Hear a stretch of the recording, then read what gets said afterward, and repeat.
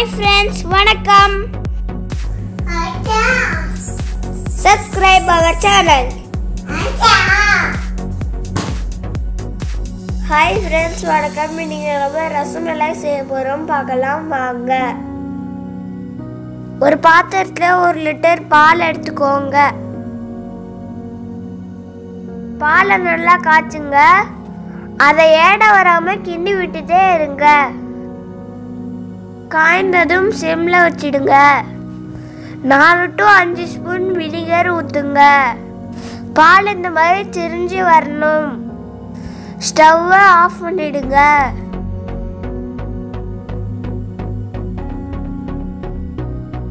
அது ஒரு வெள்ளை துணியில வடிகட்டிக்கோங்க. தண்ணி இல்லாம பிழிஞ்சு விடுங்க.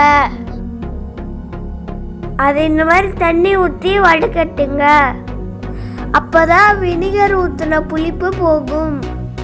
இந்த மாதிரி 2 முறை செஞ்சுக்கோங்க.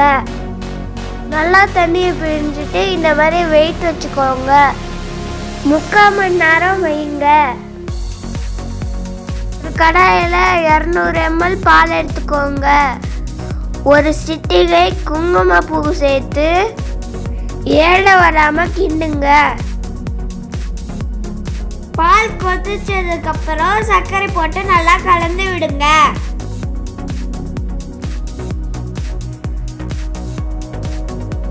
நறுக்கிய பாதாம் பிஸ்தாவை போடுங்க. இது ஒரு 5 நிமிஷம் வெந்ததும் ஸ்டவ் ஆஃப் பண்ணிடுங்க.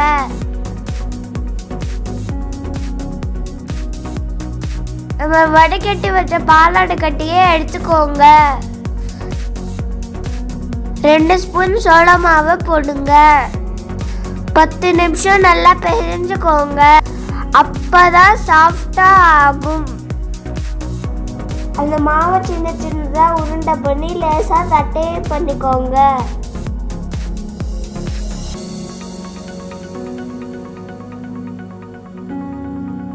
ஒரு கடாயில 1 கப் சர்க்கரை போடுங்க. 3 கப் தண்ணி ஊத்துங்க.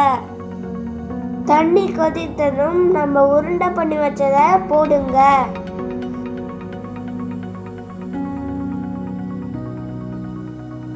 கால் மணி நேரம் வேக விடுங்க. இப்போ இது நல்லா வந்துருச்சு. இதை எடுத்து அழுத்தி நம்ம செஞ்சு வச்ச பால்ல போடுங்க.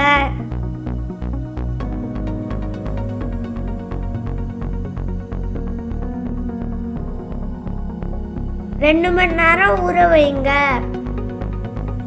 சுவையான ரசமலாய் ரெடி.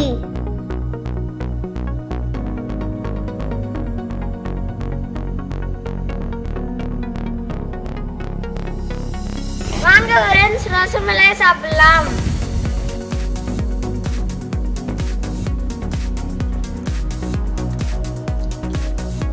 ரொம்ப டேஸ்டா இருக்கு. Subscribe our channel.